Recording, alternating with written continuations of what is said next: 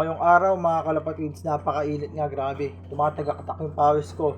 So magbibigay tayo ngayon ng calcium sa mga breeder na nakasalang natin. Calcium, multivitamins at B12. Kaso naubusan tayo ng B12 kaya itong dalawa lang muna na to. Ayan, napakita ko lang sa inyo, namumulbos yung paa ng ibon ko. Puting puti. Matipakpak, namumulbos mga kalapatids. So ito bigyan na natin. Grabe yan. Papakita ba? Ayan, kitang-kita na. So, multivitamins, bigay tayo. Calcium, importante yan. Kasi feeling ko malapit na mamisa itong mga to eh. Hindi ko lang alam kung kailan kasi hindi ko na binilang. So, kunin natin yung kak. So, hentong hawak. So, grabe to, napakalaki ng kak oh.